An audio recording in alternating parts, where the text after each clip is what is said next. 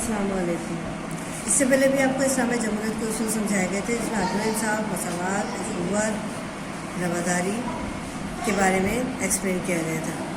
اب آ رہا ہے آپ کے پاس پانچواں ٹاپک ہے نظر پاکستان۔ علامہ اقبال و قائد اعظم کے ارشادات کی روشنی میں، یعنی نظر پاکستان کو جو ہے حاصل کرنے کا جو ہمیں نظریہ ہے وہ کس طرح جو ہے علامہ اقبال و قائد اعظم نے اس کی وضاحت کی ہے اپنے ارشادات کے ذریعے۔ سب سے پہلے علامہ اقبال کے بارے میں پڑھیں گے۔ علامہ اقبال 1877 سے 1938 میں، یعنی آپ پیدا ہوئے اور آپ کا انتقال ہوا 1938 میں، اور قائد اعظم کا جو ہے 1876 میں آپ پیدا ہوئے اور 1948 میں آپ کا انتقال ہوا، کہ نظریہ پاکستان کے بارے میں کئی بیانات ہیں۔ علامہ اقبال و قائد اعظم نے برِ صغیر کے مذہبی، سیاسی اور معاشرتی حالت کا بہت باریک بینی سے جائزہ لیا اور اس کا مشاہدہ کیا، اور یہ اور وہ اس نتیجے پر پہنچے کہ ہندو اور مسلم باہم مل کر نہیں رہ سکتے اور جنوبی ایشیا کے مسلمانوں کے لیے ایک علیحدہ مادر وطن انتہائی ضروری ہے۔ یعنی آپ ہندوستان کے مسائل اور مسلمانوں کے مسائل پر سوچنے پر مجبور ہو گئے تھے کہ برِ صغیر کی تقسیم لازمی ہے، یعنی مسلمان مذہبی طور پر اور سیاسی طور پر اور معاشرتی طور پر بہت بری حالت کا شکار ہیں۔ اسی لیے انہوں نے تمام معاملات کا، تمام واقعات کا بہت باریک بینی سے جائزہ لیا اور اس بات پر پہنچے، یعنی اس نتیجے پر پہنچے وہ کہ ہندو اور مسلم باہم مل کر زندگی نہیں گزار سکتے۔ ہزاروں سال گزارنے کے باوجود، ایک ساتھ رہنے کے باوجود، وہ ایک دوسرے کے نہ تو مذہبی معاملات میں ایک دوسرے کے ساتھ تعلقات بڑھا سکتے ہیں، نہ سیاسی طور پر اور نہ ہی معاشرتی طور پر، یعنی یہ ایک دریا کے دو کنارے ہیں جو کبھی بھی نہیں مل سکتے، اور جنوبی ایشیا کے مسلمانوں کے لیے ایک علیحدہ مادر وطن انتہائی ضروری ہے۔ لہذا جنوبی ایشیا کے مسلمانوں کے لیے ضروری ہے کہ ایک علیحدہ اپنے لیے ایک ایسا وطن، اپنا وطن قائم کریں جہاں وہ اپنے مذہبی رسومات کو ادا کر سکیں، معاشی معاملات کے تحت زندگی گزار سکیں اور سیاسی معاملات کے تحت ملک کے انتظام کو چلا سکیں۔ اپنے خطابات، تقاریر اور بیانات میں انہوں نے نظر پاکستان کی کھل کر وضاحت کی اور اس پر سختی سے زور دیا کہ نظر پاکستان کے بارے میں ان کے عوامی خطابات اور تقاریر سے جدوجہد پاکستان کو بہت تقویت حاصل ہوئی ہے، یعنی پاکستان حاصل کرنے کے سلسلے میں جو جدوجہد پاکستان کے لوگ یا جنوبی ایشیا کے عوام نے کی ہے وہ بہت جذبات کے طور پر، یعنی اس کو تقویت حاصل ملی ہے، استحکام ملا ہے ان کے بیانات سے، ان کی تقاریر سے، ان کے مشاہدوں سے اور ان کے جذبات سے۔ اب آتا ہے ہمارے پاس علامہ اقبال کے ارشادات، یعنی نظر پاکستان کے سلسلے میں علامہ اقبال کیا فرماتے ہیں۔ عظیم مفکر، فلسفی اور شاعر اسلام علامہ اقبال نے برصغیر کے مسلمانوں کے لیے ایک علیحدہ ریاست کے لیے سختی سے آواز اٹھائی۔ الہ آباد میں دسمبر 1930 میں منعقد ہونے والے آل انڈیا مسلم لیگ کے سالانہ اجلاس میں آپ نے صدارتی خطبہ دیا، جو عام طور سے خطبہ الہ آباد کے نام سے مشہور ہے۔ آپ نے اپنے خطاب میں ارشاد فرمایا، اپنے خطاب میں آپ نے مسلمانوں کی علیحدہ قومیت کے تصور کی وضاحت کی۔ آپ فرماتے ہیں، قائد علامہ اقبال نے اس بات پر زور دیا کہ اس حقیقت کا اعتراف کر لینا چاہیے، یعنی آپ اس بات پر زور دیتے ہیں کہ یہ حقیقت مان لینا چاہیے، اس بات کا تسلیم کر لینا چاہیے کہ برصغیر میں ایسے لوگ آباد ہیں جو مختلف زبانیں بولتے ہیں، مختلف مذاہب کے پیروکار ہیں اور مختلف ثقافتوں اور تہذیبوں کی نمائندگی کرتے ہوئے ان کی مختلف تہذیبی اور ثقافتی شناخت ہیں۔ یعنی جنوبی ایشیا میں صرف مسلمان ہی نہیں رہتے تھے بلکہ وہاں اور دوسری قوموں کے لوگ بھی آباد تھے، جس میں ہندو سر فہرست تھے، ہندو اور سکھ سر فہرست تھے، جن کے اپنے اپنی مذہبی رسومات ہیں، مذہبی اپنے جو ہیرو ہیں، اپنے مذہبی جو ہے اعتقادات ہیں، جس کی روشنی میں وہ اپنی زندگیاں گزارتے ہیں، تہذیب و ثقافت کی نمائندگی کرتے ہیں۔ لہذا اسی لیے انہوں نے اس بات پر زور دیا، انہوں نے مزید فرمایا، ہندوستان ایک ملک نہیں بلکہ ایک برِ صغیر ہے، اسی لیے ہندوستان کو ملک نہیں کہا جاتا بلکہ ایک برِ صغیر کہا جاتا ہے، جہاں مختلف مذاہب کے ماننے والے، مختلف زبانیں بولنے والے لوگ آباد ہیں۔ یعنی یہاں ہر طبقے کے، ہر زبان کے اور ہر نسل کا لوگ یہاں قیام رکھتا ہے۔ مسلمان قوم کا اپنا جداگانہ مذہب ہے اور تہذیبی شناخت ہے، یعنی مسلمان ایک ایسی قوم ہے جو اپنا جداگانہ مذہب رکھتی ہے اور تہذیبی شناخت رکھتی ہے۔ تمام مہذب اقوام کو، یعنی جنوبی ایشیا میں جتنی بھی اقوام رہتی ہیں ان تمام اقوام کو مسلمانوں کے دینی اصولوں اور ثقافتی اور معاشرتی اقدار کا احترام کرنا چاہیے، یعنی دینی اصولوں اور ثقافتی اور معاشرتی اقدار کا احترام کرنا چاہیے کہ وہ اپنی زندگیاں کیسے گزارتے ہیں، اپنے دین پر کیسے، اپنی زندگی جو اصول پر جو کیسے عمل کرتے ہیں، یعنی مہذب اقوام کو مسلمانوں کی تمام چیزوں کا احترام کرنا چاہیے۔ علامہ اقبال نے مزید فرمایا، مجھے ایسا نظر آتا ہے، یعنی اگر دیکھا جائے تو انہوں نے تمام حالات و واقعات کا جائزہ لینے کے بعد وہ اس نتیجے پر پہنچے اور انہوں نے اس طرح بیان فرمایا، یعنی اپنے خیالات کا اظہار فرمایا۔ مجھے ایسا نظر آتا ہے کہ پنجاب، شمال مغربی سرحدی صوبہ، سندھ اور بلوچستان ضم ہو کر، یعنی ایک ساتھ مل کر ایک ریاست بنائیں گے، یعنی یہ بات آپ کے تصور میں تھی، آپ کے سوچ میں تھی، فکر میں تھی، فلسفے میں تھی کہ انہیں جو کچھ نظر آ رہا تھا وہ واقعی ان تمام مشاہدات کی روشنی میں تھا، اور ایسا ہی ہوا۔ مضبوط اور مربوط شمال مغربی مسلم ریاست کا قیام کم از کم شمال مغربی ہندوستان کے مسلمانوں کی آخری منزل ہے، یعنی علامہ اقبال یہ بات سمجھتے تھے کہ آخر ایک نہ ایک دن مسلمان جو اپنی منزل کو حاصل کر لیں گے، یعنی اگر مسلم ریاست کے قیام کے لیے وہ جدوجہد کر رہے ہیں تو ایک نہ ایک دن وہ اس جدوجہد میں کامیاب ہو جائیں گے اور اپنے ہندوستان سے مسلمانوں کے لیے آخری منزل جو ہے وہ اپنی منزل پر پہنچ جائیں گے۔ علامہ اقبال کا خطبہ تحریک پاکستان میں ایک سنگ میل کی ثابت ہوا، یعنی ایک بہترین بنیاد ثابت ہوا جس کے نتیجے میں مسلمانوں نے اپنے خطبہ الہباد علامہ اقبال کے خطبہ الہباد کو تقویت ملی اور اس سے اپنے تحریک پاکستان میں انہوں نے جدوجہد کی کوشش کی۔ قائد اعظم نے علامہ اقبال کی سوچ اور فکر کا یہ کہہ کر اعتراف کیا کہ اقبال کے خیالات اور تصورات بنیادی طور پر وہی ہیں جو میرے ہیں، یعنی قائد اعظم جو ہے علامہ اقبال کی سوچ، فکر، خیالات، ان کے تصورات، ان کی سوچ اور وہ جو مسلمانوں کے جنوبی ایشیا کے مسلمانوں کے بارے میں جو خیالات رکھتے تھے اس کا اعتراف کرتے ہیں۔ وہ کہتے ہیں کہ جو علامہ اقبال سوچتے ہیں، جو خیالات رکھتے ہیں، جو تصورات رکھتے ہیں، بالکل میرے ہیں، میرے بھی وہی ہیں، یعنی میں بھی ان کے بارے میں یہی خیالات اور تصورات رکھتا ہوں۔ یعنی ان کا کہنا ہے اقبال کے خیالات اور تصورات بنیادی طور پر وہی ہیں جو میرے ہیں، اور برصغیر کے آئینی اور دستوری مسائل پر غور و خوض اور تجزیے کے بعد اسی نتیجے پر پہنچا ہوں۔ یعنی قائد اعظم بھی اگر برصغیر کے آئین کے بارے میں دیکھا جائے، جو کہ برطانیہ جس آئین کے تحت کام کر رہا تھا اور جس تحت کے تحت وہ دستور کو چلا رہا تھا، دستوری مسائل کو حل کر رہا تھا یا مسائل حل کرنے میں ناکام تھا، اس پر غور و فکر کرنے کے بعد، بہت زیادہ ان مسائل پر تجزیہ کرنے کے بعد قائد اعظم اسی نتیجے پر پہنچے ہیں کہ پاکستان کے جنوبی ایشیا کے مسلمانوں کی آخری منزل جو ہے ان کا ایک علیحدہ خطہ حاصل کرنا ہے۔ اسی خطے کی بنیاد پر وہ اپنے مسائل کو حل کر سکیں گے اور اپنی زندگیاں جو ہے اپنی آسانی کے ساتھ مذہبی رسومات کو ادا کر سکیں گے اور گزار سکیں گے۔ اس کے علاوہ مسلمانوں کے پاس اس کا کوئی حل نہیں ہے۔ علامہ اقبال کے ارشادات کی روشنی میں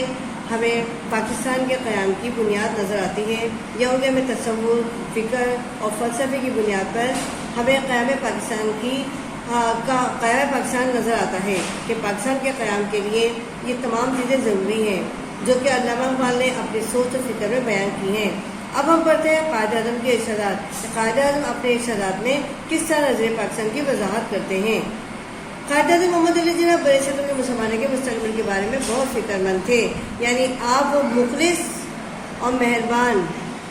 رہنما تھے جو مسلمانوں کے مستقبل کے بارے میں بہت فکر مند تھے، ورنہ کون جو ہے اپنی زندگیوں کو اپنے مستقبل کے مسلمانوں کے مستقبل کے بارے میں قربان کرتا ہے۔ انہوں نے مسلم لیگ کی تشکیل نو کی، یعنی مسلم لیگ میں جب آپ نے شمولیت اختیار کی تو اس کو دوبارہ سے جو ہے متحد کیا اور اس کو توانائی بخشی، یعنی اس کو استحکام بخشا اور مسلمانوں کو اس کے جھنڈے تلے جمع کر دیا، یعنی تمام مسلمانوں کو اس بات کا احساس دلا دیا کہ مسلم لیگ کے جھنڈے تلے جمع ہو کر ہی وہ اپنی منزل کو حاصل کر سکتے ہیں۔ نظریہ پاکستان کے بارے میں قائد اعظم کے خیالات اور تصورات بالکل صاف اور واضح تھے. یعنی نظریہ پاکستان کے بارے میں اگر قائد اعظم جو فرماتے ہیں وہ بالکل صحیح ہیں اور خیالات اور تصورات صاف اور آواز میں بیان فرماتے ہیں. آپ کا کہنا تھا اسلامیہ کالج پشاور کے طلبہ سے خطاب کے دوران آپ کہتے ہیں، یعنی اسلامیہ کالج پشاور کے طلبہ سے خطاب کے دوران آپ نے نظریہ پاکستان کے بارے میں اپنے خیال اور تصور کی اس طرح وضاحت کی. یعنی آپ طلبہ کو ویسے بھی پاکستان کا معمار سمجھتے ہیں اور سب سے بڑی قوت تصور کرتے ہیں، اسی لیے آپ طلبہ سے بہت زیادہ امیدیں آپ کی وابستہ تھی اور آپ اکثر اپنے خطاب میں طلبہ سے خوش ہو کر یہ بیان فرماتے تھے. آپ نے اس طرح وضاحت کی کہ پاکستان کے لیے ہمارا مطالبہ صرف زمین کا ایک ٹکڑا حاصل کرنے کے لیے نہیں ہے، بلکہ ہم ایسی تجربہ گاہ قائم کرنا چاہتے ہیں جہاں ہم اسلامی اصولوں پر مبنی نظام پر عمل درآمد کر سکیں.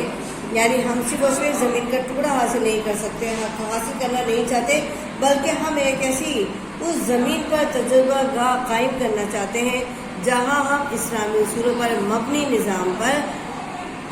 عمل درآمد کر سکیں. یعنی مذہبی طور پر، معاشی طور پر، معاشرتی طور پر اپنی زندگیاں گزار سکیں، اس پر اپنے ملک کے نظام پر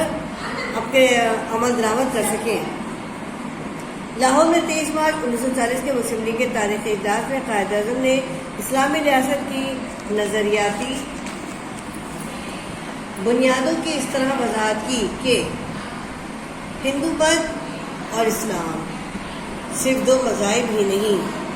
بلکہ یہ دو معاشرتی اور مدنی نظام ہیں. یہ بات قابل غور ہے کہ ہندو مت اور اسلام یعنی مسلمان اور ہندو کتنے ہی سال زندگی گزار لیں لیکن ایک ساتھ ایک قوم نہیں بن سکتے. بالکل اسی طرح ہندو مت بھی اور اسلام بھی یہ دو مذاہب ہی نہیں بلکہ یہ دو معاشرتی اور مدنی نظام ہیں. نہ صرف یہ الگ الگ مذاہب ہیں بلکہ ان کی معاشرتی نظام بھی الگ ہے اور ان کے مدنی نظام بھی الگ ہیں. اور یہ سوچنا کہ ہندو اور مسلم مل کر ایک مشترکہ قوم بن سکتے ہیں صرف ایک خواب ہوگا. یعنی برطانیہ یہ بات سوچ رہا تھا کہ ہم ہندو اور مسلم کو ملا کر ایک قوم بنا دیں، تو یہ ایک سوچ اور تصور بالکل غلط تھا. یعنی یہ خواب تھا جو کبھی خواب جو ہے شرمندہ تعبیر نہ ہونے والا خواب تھا. قائد اعظم کہتے ہیں کہ میں کھل کر وعدے کر دینا چاہتا ہوں کہ دونوں اقوام دو مختلف تہذیبوں سے وابستہ ہیں. یعنی قائد اعظم کا کہنا ہے کہ دونوں اقوام دو الگ الگ تہذیبوں سے تعلق رکھتے ہیں. ان کی ایک تہذیب دوسری تہذیب سے تعلق نہیں رکھ سکتی، نہ ہی ایک دوسرے میں ضم ہو سکتی ہے. اور ان دونوں تہذیبوں کی بنیادیں ان فلسفوں پر رکھی گئی ہیں جو ایک دوسرے کی ضد ہیں، یعنی کبھی نہیں مل سکتے. یعنی زمین اور آسمان جس طرح نہیں مل سکتے، ایک دریا کے کنارے نہیں مل سکتے، بالکل اسی طرح ہندو اور مسلمان کی فلسفوں کی بنیادیں بھی نہیں مل سکتی، بلکہ دونوں نظام ایک دوسرے کی ضد ہیں. جنوری 1941 میں قائد اعظم نے مسلم قومیت کے علیحدہ تشخص کی وضاحت کرتے ہوئے فرمایا کہ ہندوستان کبھی بھی ایک ملک یا قوم نہیں رہا. یعنی ہندوستان جو ایک بڑے صغیر ہے اور یہ نہ اس کے اندر کوئی ایک قوم رہتی ہے اور نہ ہی اس کی ایک ملک ہے، بلکہ اس کے اندر بے شمار قومیں رہتی ہیں. قائد اعظم کے مندرجہ الفاظ نظریہ پاکستان کی پوری طرح وضاحت کرتے ہیں. پاکستان اسی روز وجود میں آ گیا تھا جس روز ہندوستان میں پہلا غیر مسلم تبدیل ہو کے مسلمان ہو گیا تھا. یعنی اگر دیکھا جائے تو پاکستان اسی روز وجود میں آ گیا تھا جب محمد قاسم نے سندھ کے اندر قدم رکھا تھا اور سندھ سے ہوتے ہوئے آہستہ آہستہ اسلام جو پورے برصغیر میں پھیل گیا تھا اور ساتھ ساتھ آہستہ آہستہ پہلا غیر مسلم تبدیل ہو کے مسلمان ہونا شروع ہو گیا تھا. یعنی اگر دیکھا جائے تو اسلام لانے والے اور پاکستان کے وجود کی بنیاد رکھنے والے جو ہیں جنہوں نے ابتدا کی وہ محمد بن قاسم ہیں، کیونکہ اس سے ہی سے اسلام پھیلا ہے اور غیر مسلم تبدیل ہو کے مسلمان ہوا ہے.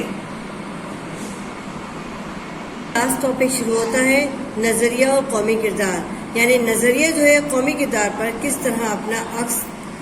ڈالتا ہے اور کس طرح جو اہمیت رکھتا ہے.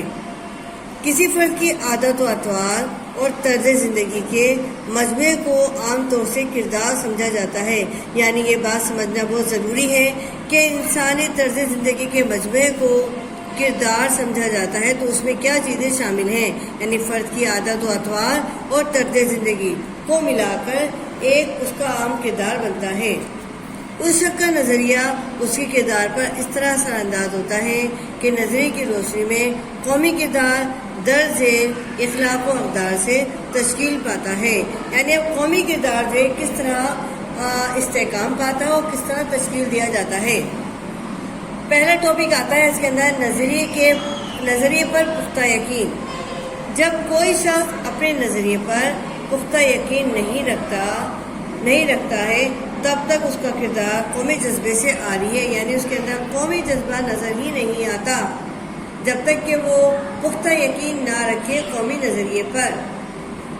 اور اس کے اعمال و افعال قومی مفاد کے مطابق نہ ہو، یعنی قومی مفاد یعنی قوم سے متعلق نہ ہو۔ اگر ہم قومی مفاد کے متعلق کوئی کام نہیں کر سکتے تو ہم نظریے پر پختہ نظر رکھنا بیکار ہے۔ اس لیے ہمیں اسلامی اقدار کی روشنی میں اپنا کردار بنانا چاہیے۔ نظر پاکستان میں عوام کا پختہ یقین تھا، جس کی وجہ سے انہوں نے ایک نظریاتی مملکت پاکستان کے اصول کے لیے اپنی جان و مال کی قربانیاں دیں۔ یہ بات حقیقت ہے، جب نظر پاکستان کی روشنی میں نظر پاکستان پر عوام کا پختہ یقین تھا، جس کی بنا پر پاکستان کے مسلمانوں نے اپنے لیے ایک آزاد مملکت حاصل کی، جس کے لیے انہوں نے جان و مال کی قربانی دینے سے بھی دریغ نہیں کیا۔ اس لیے ہمارا کردار ایک ایسے مسلمان کا عکاس ہونا چاہیے جو اپنی زندگی اسلامی تعلیمات کے مطابق بسر کرتا ہے۔ نمبر 2 ہے سپردگی یا وقف کر دینا، یعنی اپنے آپ کو کسی کام کے سپرد کر دینا یا اپنے آپ کو وقف کر دینا کہ پوری زندگی اس کام کے لیے آپ نے وقف کر دی ہے۔ اس کی معنی ہے کہ اپنے آپ کو کسی مقصد کے حصول کے لیے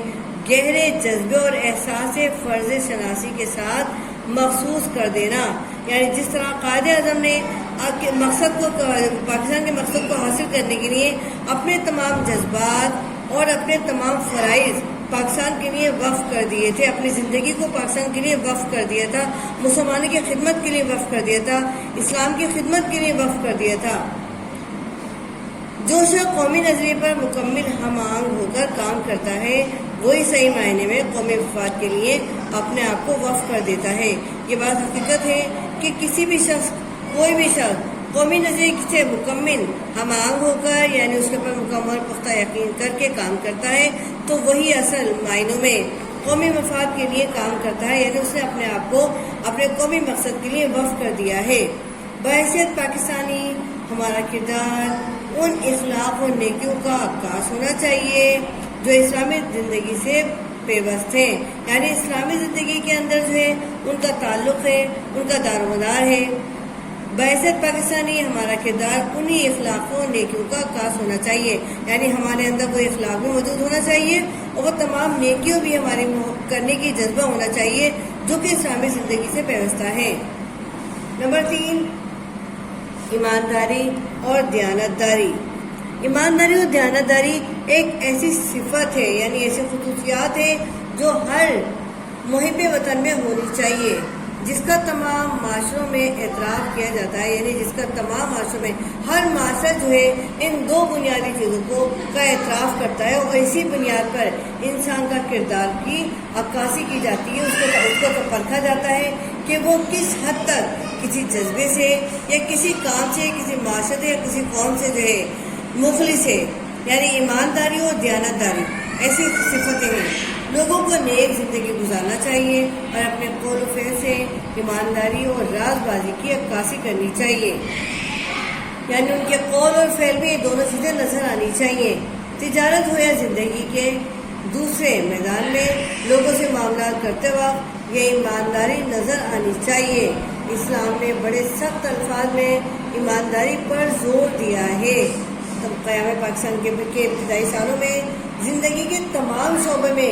اس کے عوام کی ایمانداری اور دیانتداری پیوست تھی، جس نے ملک کو اپنے قدموں پر کھڑا ہونے میں مدد کی، یعنی یہ 2 چیزیں اگر نہیں ہوتی تو شاید ملک اتنا کو استحکام نہیں ملتا جو کہ اس کو ملا ہے۔ حب الوطنی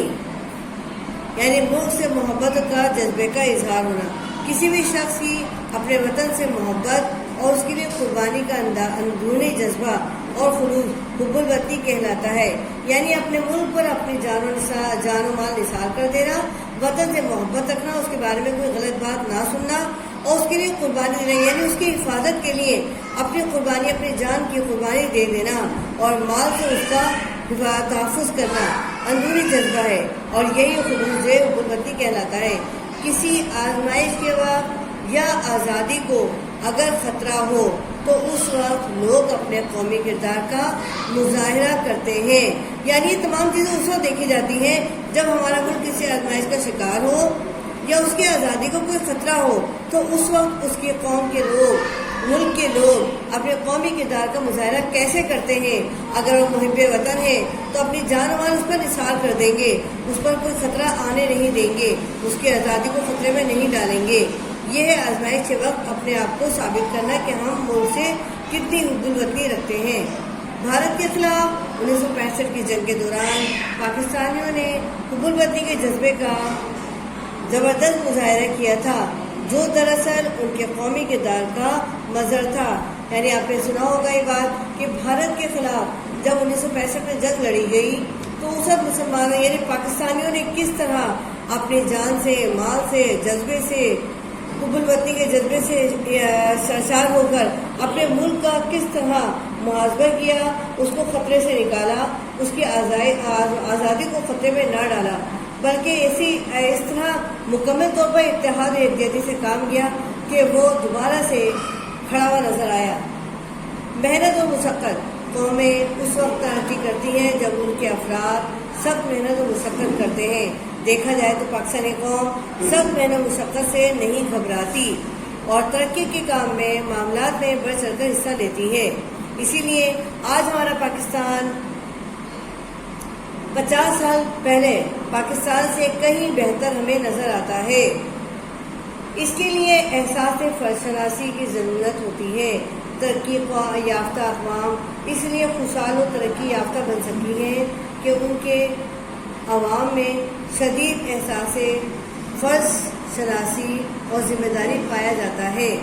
किसी भी मुल्क के वसाइल उसके अफराद की सख्त मेहनत की बदौलत ही तरक्की और खुशहाली का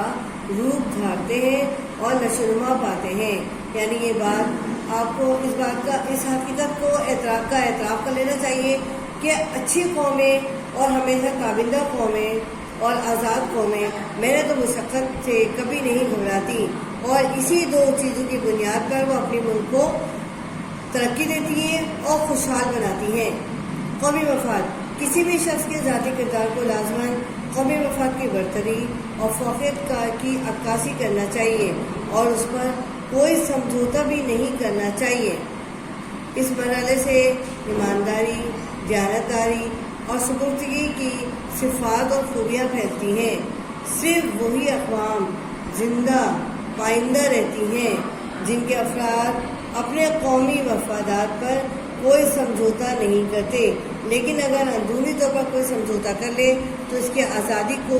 ख़तरा लाहक हो सकता है। लेकिन क्योंकि हम पाकिस्तान से मोहब्बत करते हैं, पाकिस्तानी कौम से मोहब्बत करते हैं, इस्लाम से मोहब्बत करते हैं, पाकिस्तान एक इस्लामी मकसद के तहत हासिल किया गया क्योंकि जनूबी एशिया के मुसलमान बरतानिया की और हिंदुओं की सियासत से बहुत ज़्यादा दिल बर्दाश्ता हो गए थे, जुल्म तशद्दुद से परेशान हो गए थे। इसीलिए उन्होंने अपने आप को एक ऐसे झंडे तले, एक ऐसी जमात के झंडे तले जमा किया जहां वो मुत्तहिद होकर अपने लिए एक मजबूत और खुशहाल वतन हासिल कर सके और फिर इसकी हिफाजत के लिए भी उन्होंने जैसे काम किया है। इसीलिए पाकिस्तान आज तक कायम और दायम है और हमेशा कायम और दायम रहे। किसी शायर ने क्या खूब कहा इस सिलसिले में, यानी अपने तलबा से खिताब करते हुए ये बात उन्होंने कही है, अपने बच्चों से खिताब करते हुए ये बात कही है। उन्होंने उनको नसीहत की है कि लाए हैं तूफ़ान से हम कश्ती निकाल के, इस मुल्क को रखना मेरे बच्चों संभाल के।